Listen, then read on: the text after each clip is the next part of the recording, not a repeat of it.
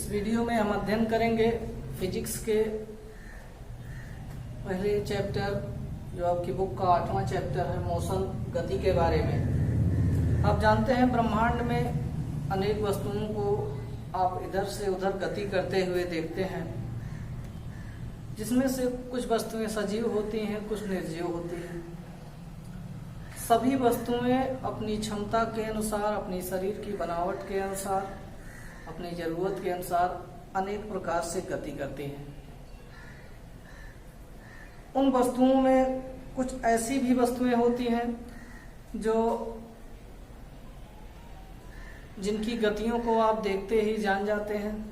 कुछ ऐसी वस्तुएं भी होती हैं कि जो वास्तव में गतिशील होती हैं, परंतु उनको आप नहीं जान पाते कि वो वस्तु गतिशील है या नहीं है। उदाहरण के लिए, जैसे आपको मालूम है कि पृथ्वी सूर्य के चारों तरफ चक्कर लगाती है, गति करती है, ये मालूम है आपको। लेकिन आप पृथ्वी के गति लगाने की स्थिति का अंदाजा नहीं लगा सकते, यानी वो आपको पता नहीं चलता है कि पृथ्वी गति कर रही है। हाँ, भी अलग बात है कि सूर्य की स्थिति के आधार पर आप ये अनुमान लगा लेते हैं कि सूर्य की दिशा यानी कि पूर्व से उगता है और धीरे धीरे पश्चिम की ओर डूब जाता है। तो उस समय आपको अनुमान ऐसा लगता है कि जैसे सूर्य गति कर रहा है, यानी उस समय भी आप पृथ्वी की गति का अंदाजा नहीं लगा पाते। आप ये जानते हैं कि सूर्य गति कर रहा है, पूर्व दिशा से निकल रहा है और पश्चिम में जाके अस्त हो जा रहा है। जबकि वास्तव में गतिशील अवस्था में कौन है? पृथ्वी है, यानी पृथ्वी उसके चारों तरफ गति कर रही है। तो गति से संबंधित चीजों का हम इसमें अध्ययन करेंगे, गति से संबंधित परिभाषाओं का अध्ययन करेंगे। वस्तुओं की गति से संबंधित परिभाषा के साथ साथ अन्य कई छोटी परिभाषाएं हैं जो गति के समीकरण में, गति की परिभाषा बनाने में या गति की अवस्था को बताने में हमें मददगार साबित होंगी। तो सबसे पहले हम ये जाने कि गति क्या है, यानी किस आधार पे हम जान पाएंगे कि वस्तु गतिशील है या नहीं है। जैसे अभी उदाहरण के लिए हमने बताया कि पृथ्वी वास्तव में गति करती है, लेकिन उसकी गति का अंदाजा आप नहीं लगा पाते। तो आखिर किस प्रकार से हम किसी भी वस्तु की गतिशील होने का अंदाजा लगा सकते हैं, वो चीज हमको जानना है, और गति क्या होती है वो जानना है। तो सबसे पहले गति की परिभाषा, यानी कि किस प्रकार से गति और विरामावस्था, यानी कि आप कह सकते हैं कोई वस्तु गति की अवस्था में है या रुकी हुई अवस्था में है, दोनों चीजें हैं। विरामावस्था,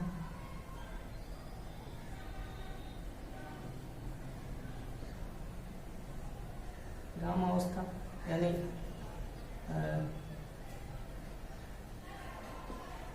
स्टेट ऑफ रेस्ट या स्टेट, विराम की अवस्था में। ये क्या है? देखिए, किसी भी वस्तु की गति की अवस्था वो होती है, जैसे आप चिड़ियों को उड़ते देखते हैं और चिड़िया एक डाल पे बैठी रहती है। तो चिड़िया जब एक डाल पे बैठी है तो उस समय आप देखेंगे कि उसकी पोजीशन आपके सापेक्ष, यानी आप जहां पर खड़े हैं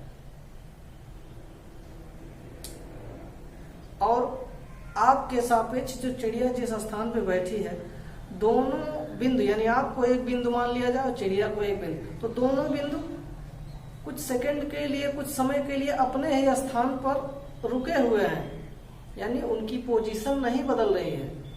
तो इस स्थिति में आप कहते हैं कि चिड़िया रुकी हुई है, बैठी हुई है।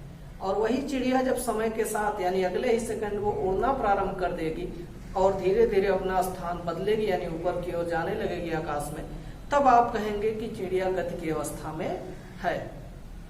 तो किस प्रकार से हम गति की अवस्था को जान पाते हैं कि चिड़िया गति कब कर रही है? जब वो समय के साथ साथ अपनी पोजीशन चेंज कर ले रही है, अपनी अवस्था को बदल ले रही है, अपना स्थान बदल ले रही है, यानी कि समय के साथ साथ अपनी स्थिति में परिवर्तन कर रही है, अपने स्थान में परिवर्तन कर रही है। तो ऐसी वस्तुएं गति की अवस्था में कही जाती है। अब इसके बाद भी, यानी कि विराम अवस्था में अगर आपको परिभाषित करना हो कौन सी वस्तु विराम अवस्था में होगी, कि ऐसी वस्तुएं जो समय के साथ साथ, ऐसी वस्तुएं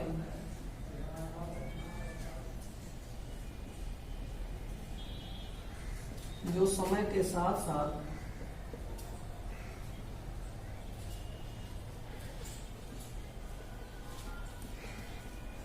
अपनी स्थिति में परिवर्तन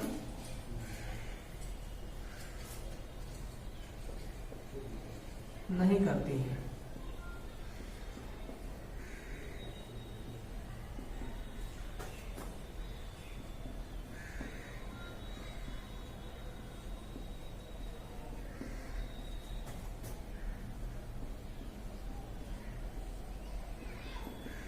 विरामावस्था में कहलाती है।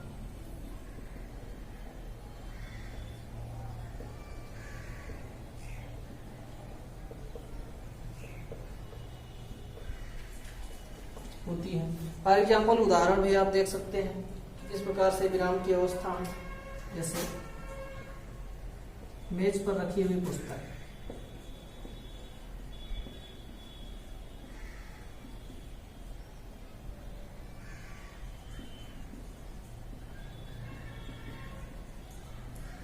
मेज पर रखी हुई पुस्तक क्या है, अगर रख दिया जाए मेज पे तो समय के साथ साथ अगले 10 मिनट 10 सेकंड के बाद भी आप देखेंगे वो मेज पे वैसे ही पड़ी रहेगी। तो ये किस अवस्था में है? विराम अवस्था में है ना। ऐसे छत पर रखा हुआ गमला,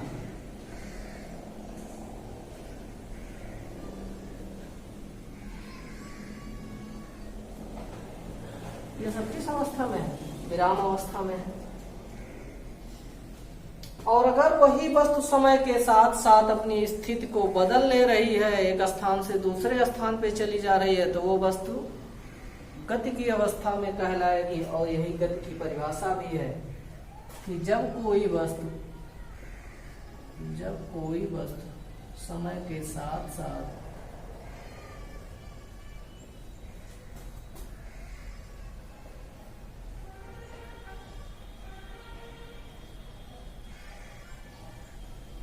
अपनी स्थिति में भी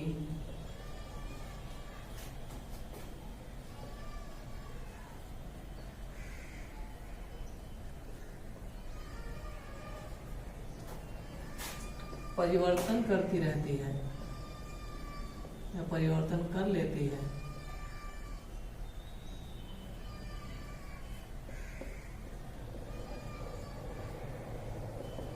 तो ऐसी वस्तु गति की अवस्था में कही जाती है।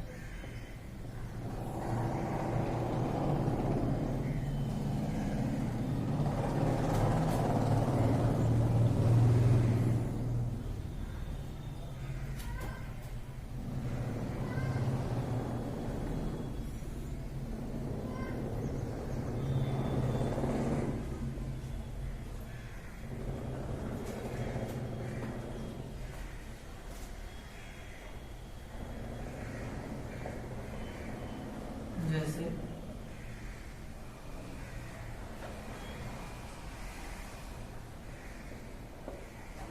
सड़क पर दौड़ते वाहन,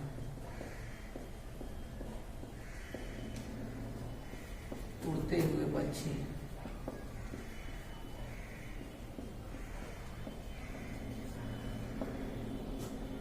चंद्रमा की गति,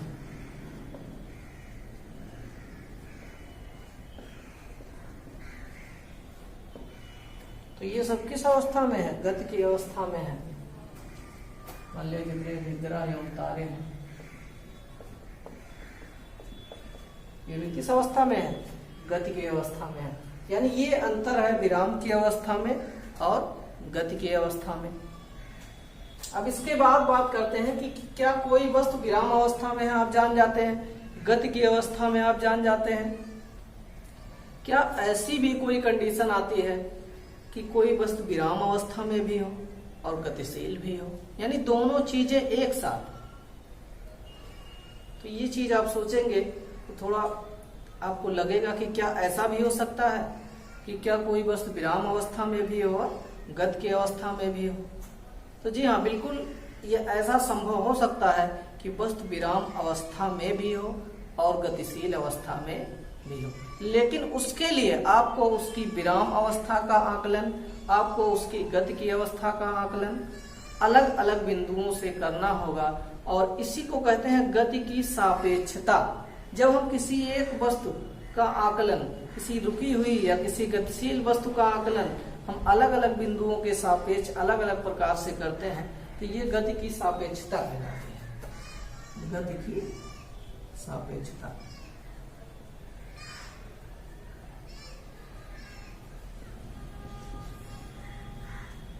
रिलेटिविटी ऑफ मोशन।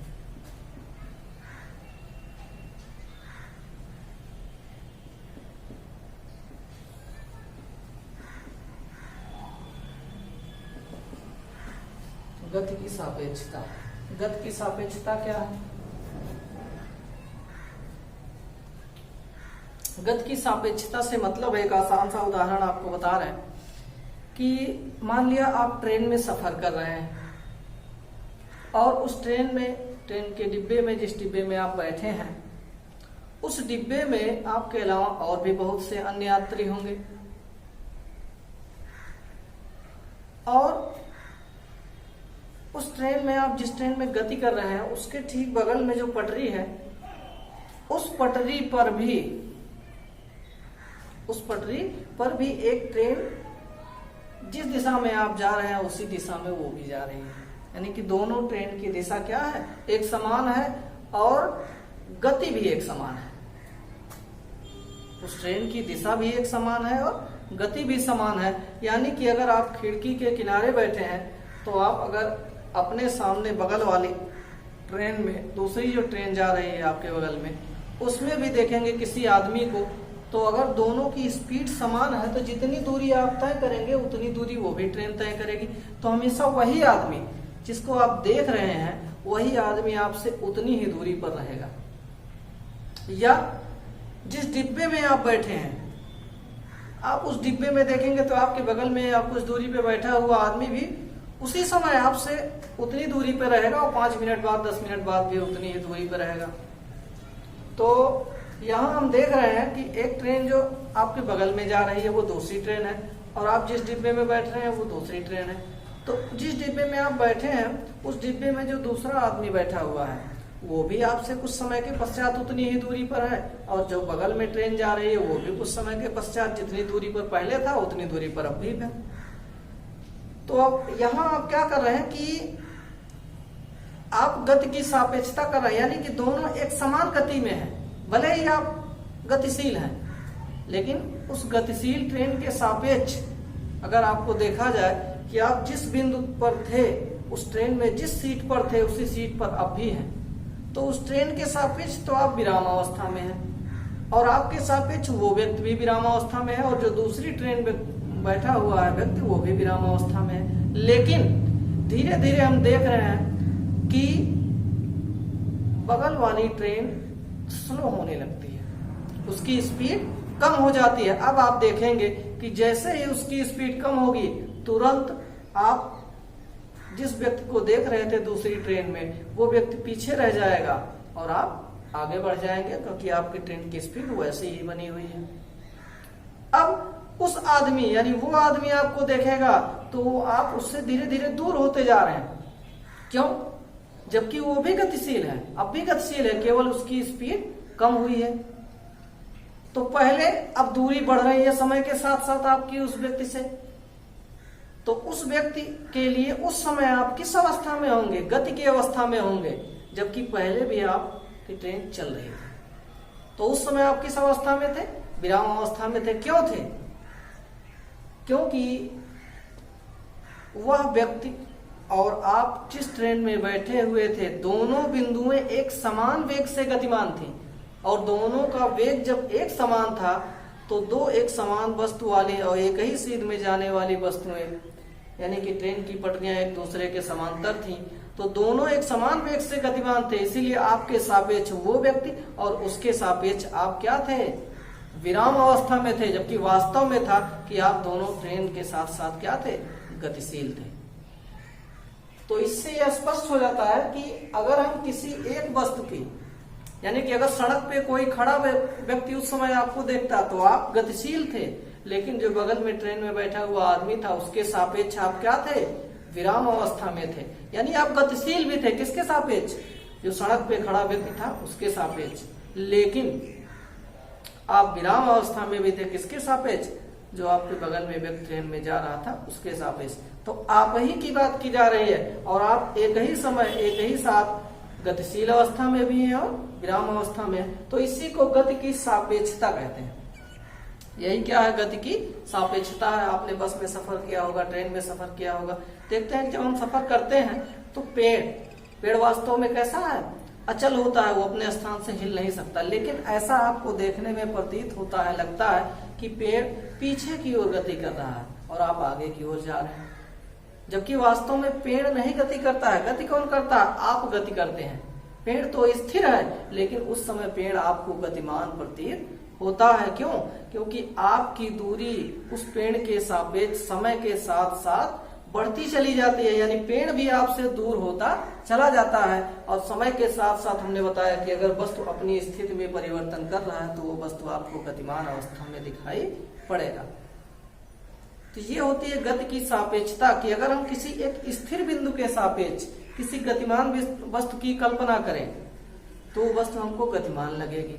किसी स्थिर बिंदु के सापेक्ष किसी स्थिर वस्तु की तुलना करें तो वस्तु हमको विराम अवस्था में लगेगी। लेकिन अगर किसी गतिमान वस्तु के सापेक्ष किसी दूसरी गतिमान वस्तु की तुलना करें तो हो सकता है कि वो वस्तु आपको विराम अवस्था में भी लगे और हो सकता है वो वस्तु गतिमान अवस्था में भी लगे।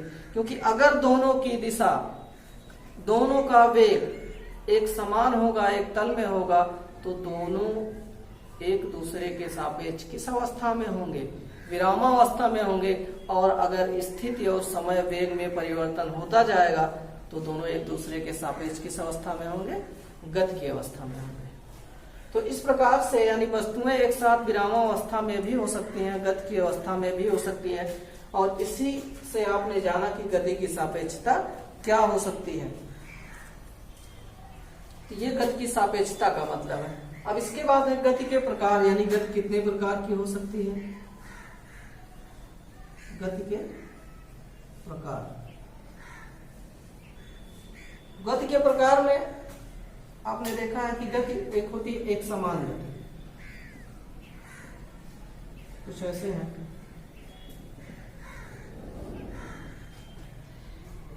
एक असमान गति,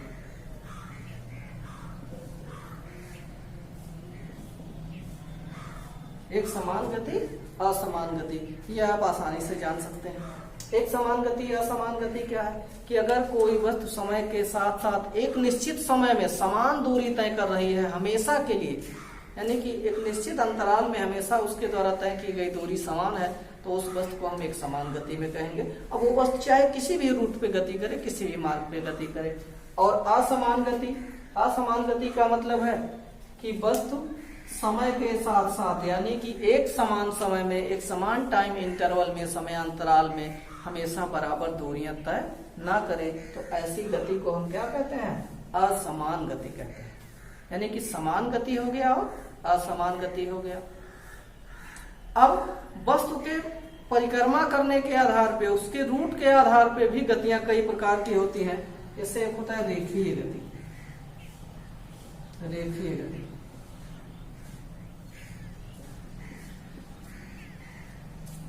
दूसरा होता है वृत्तीय गति,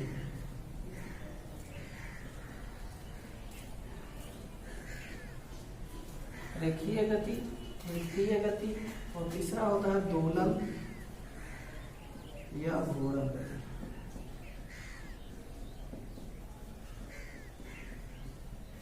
तो ये सब मार्ग के आधार पे है ना अनियमित गति होती है, यानी जब मार्ग निश्चित ना हो।